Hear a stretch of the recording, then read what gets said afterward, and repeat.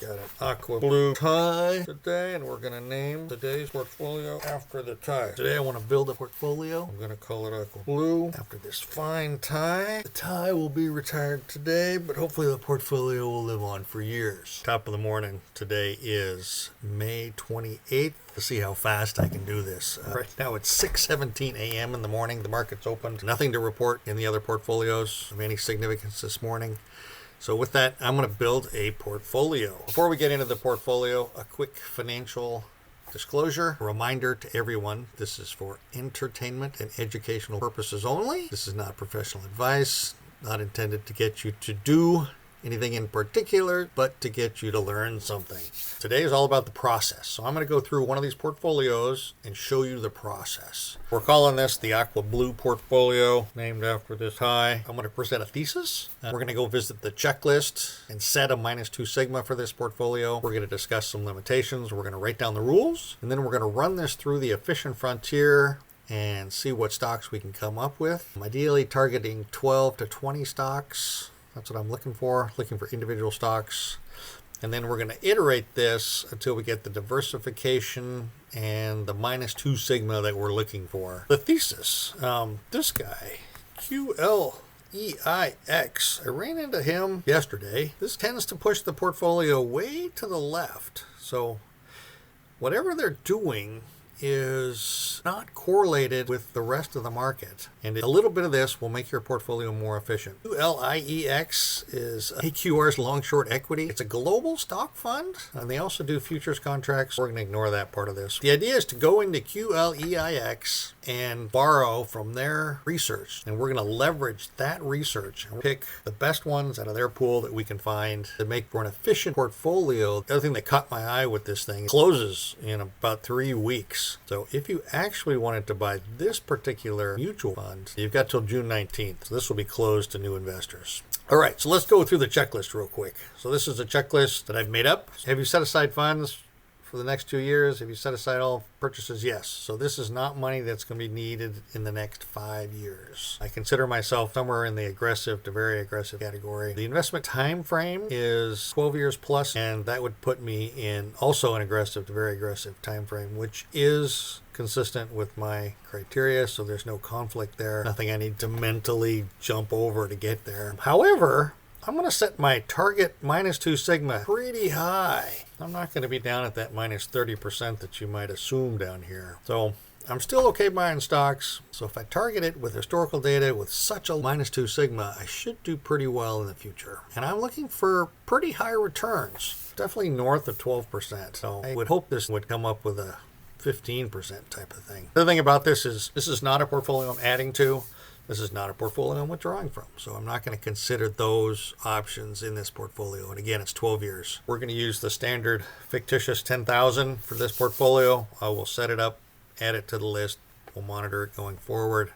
I am an early adopter, so one of the rules I need to think about, at least in my head, is once I get in, leave it there. Don't get out. This is for 12 years, leave it for 12 years. I have no problem buying it. I tend to sell these things early because I know I'm an early adopter. And then this is going to be in a Roth IRA. The beauty of the Roth IRA, or any IRA account for that matter, is we're not going to be too concerned about taxes. So in a taxable account, we'd want to maybe target long-term capital gains. So limit those reinvestments, any trades, limit them to stuff that's been held for more than a year. That way we get the long-term capital gains with that. And then all this other stuff about the accounts and the other assets I'm going to cover with the limitations. The limitations for diversity, knowing that this portfolio is a sub-portfolio of my overall portfolio, and I don't want to step on the other portfolios. I don't want to step on the top 20 in the S&P. So I'll go look at the top 20 holdings in the S&P, and I don't want any of those. I don't want the top 20 of the NASDAQ 100.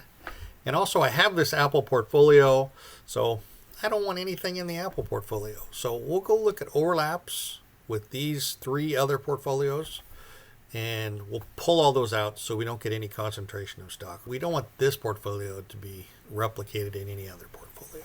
Some notes on diversification. This is not a diversified portfolio. We are purposefully intending this portfolio ideally going in to be 50% foreign. That mutual fund says it invest in world stocks. The S&P 500, the NASDAQ 100, and my other Apple portfolio cover the U.S. pretty well. and a little bit of the world. Let's make this one 50% foreign. That way we can use it as a 10% of the overall portfolio type of thing, or 20%, to bring up that foreign holdings to make the overall portfolio more diversified, but this one in particular is not diversified. For sector diversification, let's make sure this covers most of the sectors. I have set the -2 sigma to be -10%. And what we're going to do when we build this portfolio is we're just going to try to be as efficient as possible, and we're going to ignore the -2 sigma until the end. And then at the end, what I'm going to do is I'm going to put in 10% of this high yield bond fund, this MNHAX, and I'll do other videos and go talk about bond funds. But for this one, let's assume we've got up to 10% MNHAX, and we'll move that from 0 to 10%. And then the other bond fund is, I'll just use BOND, which is a U.S. bond fund, a type, a mix of size, a mix of quality. It's just a good overall bond fund. And this is the bond fund that I'll use to pull that -2 sigma down right to 10%, -10%. Ideally, going in, I would expect MNHAX to be 10% and bond to be 10%. Those are my expectations going in. And then the rules for this portfolio. This is going to be a buy and hold, rebalance on market swings or every 2 years. I want to rerun this search every year and then make up to a 20% adjustment in the holdings. So part of that is to track the managers. So if the managers decide to get rid of a stock, we want to sort of track them. So that's mostly what we're paying attention to, is go look to see if they've gotten rid of a stock in their list that is in our list. And we can do that by rerunning this. We'll come up with a new list compared to our current list in a year, and we'll look for anything that they've pulled out. So if they've identified a company that something's happened, it's not good to be holding, got rid of it, let's get rid of it too. And then let's also monitor the performance of this. Make sure that if we expect this thing to make X% with a -2 sigma of X, that it is indeed in that range. So we want it to not be bumping below -2 sigma, and we want the performance heading up with whatever percentage, average percentage we target. All right, with that, let's get into it. All right, so we're going to go pull QLEIX, Morningstar, Portfolio. It's going to make me type all these in, which is a pain, but I'll do it anyway. Okay, so I'm going to use print screen. Let me go grab all these. I have to grab them 8 at a time, and so on. Okay, so now we've got all the holdings by name. We're going to have to go look up the tickers for all of those. So let's go get the S&P 500. All right, so here are the top 20 holdings in the S&P 500. You don't even have to spell it correctly. ChatGPT knows what you're trying to do. Here's the top 20 holdings in the NASDAQ. You can see NVIDIA is in both, Apple's in both, Microsoft's in both. It's amazing how much the S&P and the NASDAQ have in common. And let's go grab that Apple portfolio. Take a quick peek, see how the -20%. It's getting worse. So the LH algorithm is slipping farther behind the S&P 500 this morning. There's the list in the Apple portfolio. Okay. All right, let me scoot these over a little bit. So I'm trying to make our list on the left here is the list from that QLEIX. Computer's running really slow. All right, so this is actually a little painful, but I'm going to have to type in the name. It'll find the tickers for me right here. So I'm gonna have to go through that. But before I do that, let me sort my other lists by tickers so I can check them off, make sure I'm not stepping on any of these. General Mills, right there, GIS. Alrighty, and so goes the whole list. I won't keep you guys in this, but let me build this over here. You'll see it load over here. So we'll get it loaded in the portfolio visualizer next. Jump forward a little bit. I've got all the names loaded in here in the Excel spreadsheet. And going through the list, here is all 73 companies are loaded. The only 2 that conflict are Walmart and Costco. So these 2 will be removed from the list. And then all the rest will be loaded into the efficient frontier. And to do that, I take this list, I copy the names into a new spreadsheet, and I alphabetize the names, and then just the loader won't load unless you have a percentage or a number here to represent the different weights. So I set them all the same, and we're going to nuke this on the way in. And then you save this, so make sure you save it as a CSV down here. Common delimited file, CSV. All right, there's Portfolio Visualizer. I like to use the Legacy UI. And then we're going to go in and use Efficient Frontier. And then we're going to load our big list, upload portfolio, choose a file, file is loader, upload, and you can see we have 71 equities, and then we will go view, and we can see the time is constrained to JPPY. JPPY is not part of the max Sharpe ratio, so I'm just going to go ahead and get rid of that. But before I do that, I'm going to clear this allocation column. So you do that with the toolbar, clear, allocation column is gone. Then I'm going to go get rid of that JPPY, and then alphabetical order makes this easy. We'll view this again, and now we've got A, B, and B. A, B, and B is not in the list. Let's get rid of A, B, and B. Again, I'm trying to get to 10 years of data. This goes back to 2021. I want to get back to 2016. And now we have snow is slowing us down back to 2020. Snow is not. Ooh, snow is in one of the efficient ones. So now what I want to do is I'm going to go ahead and keep that for diversification purposes, but I'm going to go back 10 years so that I can get a full 10 years of data to get that standard deviation and that -2 sigma. A better number for that. And then we'll look at the 2 5-year periods. So let me grab that as NOW, and over here I will get rid of snow, rerun it. Now I have IMHFD. IMHFD is also in here. Let me grab this guy, IMHDF.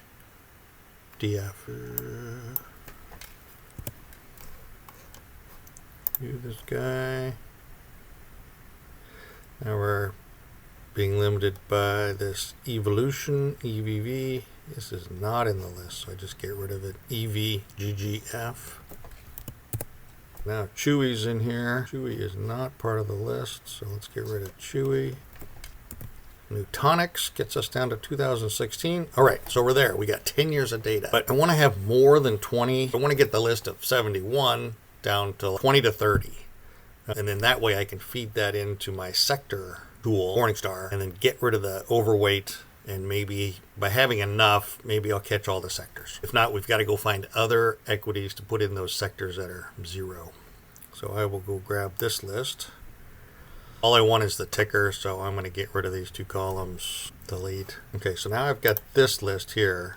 So what I'm going to do here to get the next list of efficient equities, I'm going to go get rid of these guys in the list above. So ASML.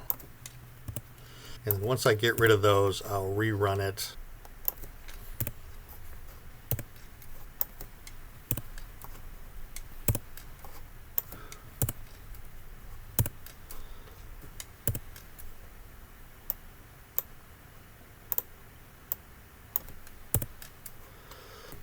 VeriSign, get rid of Zurich.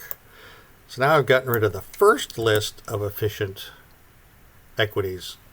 Now I'm going to run it again with those guys out of the list, and I'll come up with the second list of equities. And this is a whole new list, and this will be, we're going to use, just do it twice, grab those. So this becomes our target list to go do sector allocation. Make sure we're diversified both sector-wise and international-wise. Remember, we're shooting to get 50%.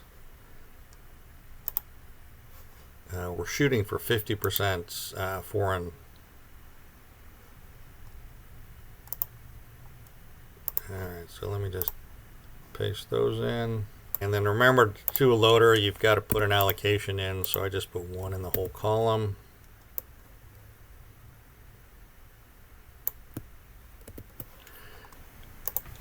This is my list of stocks that I'm going to load into Morningstar, make an equal weighted portfolio of this list, and then go look at sector allocation. I know this list is a good list. This is the most efficient from the original mutual fund, plus the second most list of stuff from the mutual fund with data going back to 10 years. So I'm going to load this into Morningstar.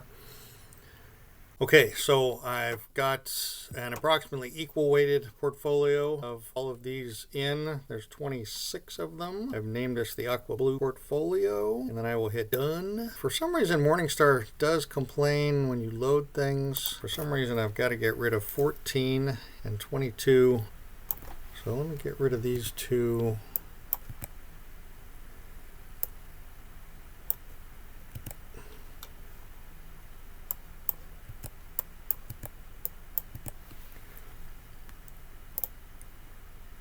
And then hit done, and then I'm going to go modify, add holdings, and I'll go put those two in that didn't like. NYT, TJX, 67, 75, 33, 153. All right, so there is our initial efficient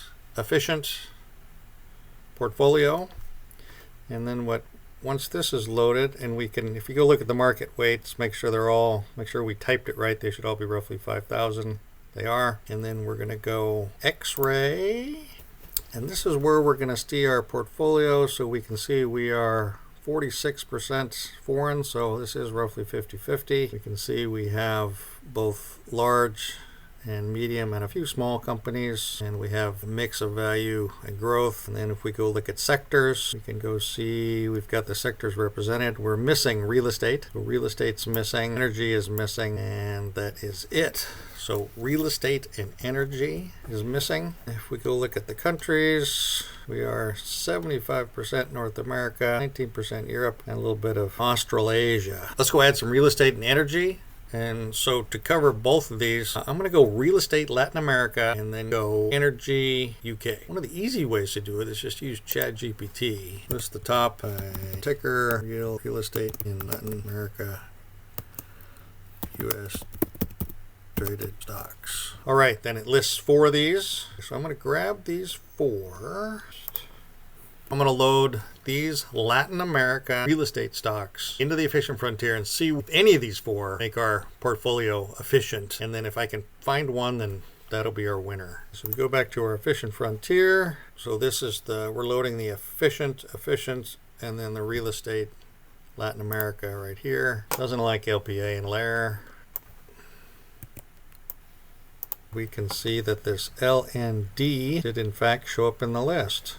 So LND is our winner here. So we're going to add LND to our list of stocks. And we're going to do the same thing. GPT, up energy, stocks, United Kingdom.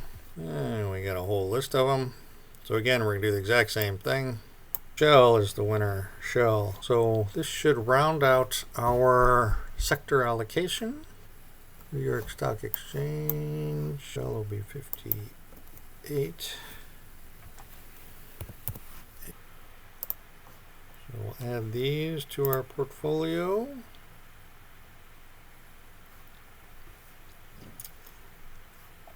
And then, so this is the second time through. We've added 2 more stocks to cover real estate and energy. Go back into X-ray, and we can see that we've got everything. Ooh, it didn't count real estate. So I wonder why it didn't count that as real estate. Interesting. We're going to assume it is real estate because we looked it up. The other thing is we need to get some of these allocations down a little bit. So let's sort of equal them out. So to do that, what I want to go do is look at details, stock sector, Brazil, agriculture, real estate. I don't know why it put it in consumer staples, but this one, it put it in the wrong category. Okay, so if we look at these, we can see these are actually, it's an okay list. That is an okay list. They might be a little overweight industrials, underweight technology, and a little overweight consumer defensive, but this is an okay list. So we look at sector style. This list is a little long, but it's pretty good. as far as the sector styles go. So let's first pass, let's keep this guy. Let's go look at this in the efficient frontier. So let's go load this list. We've got equal allocation.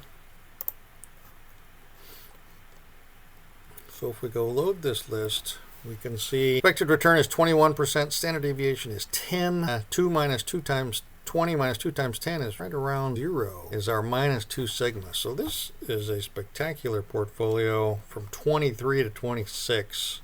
But let's go get rid of what's shortening this guy. So let's pull shell out. Let's pull snow out. And then let's pull IMF out.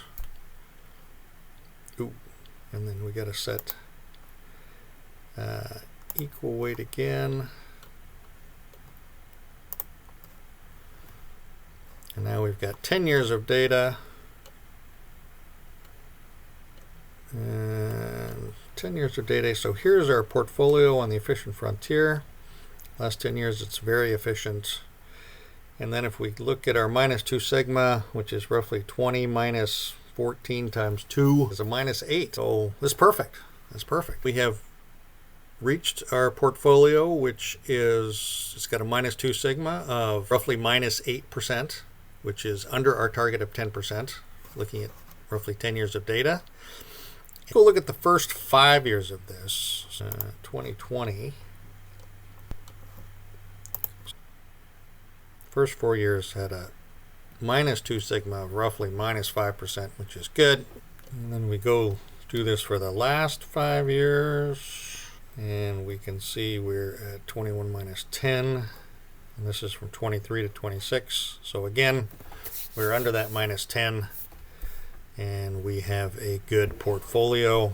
Here's our final portfolio. We went over the 20 on the stocks, but I really liked the way that sector allocation turned out. So we're going to go with this one. I added in the 10% bonds, so it gives us something to reallocate with on a biannual basis. We've got 10% bonds in here.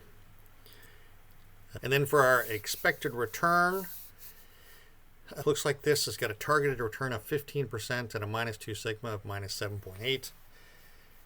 These are both good numbers. They have beat our target of more than 12 and greater than minus 10. So those will be our target return and minus 2 sigma going forward. And then a quick review of the process. So we came up with some sort of hypothesis, thesis, criteria, limitations that we started with, and then we iterated with the portfolio visualizer and Morningstar to finalize that list. And then lastly, we rolled in bonds. And then remember, this was not diversified going in. So we want this portfolio to be a small segment of our overall portfolio in international bonds. So this portfolio should not be any more than 30% of your overall portfolio. And that'll keep your international holdings to a good target, not too high, not too low.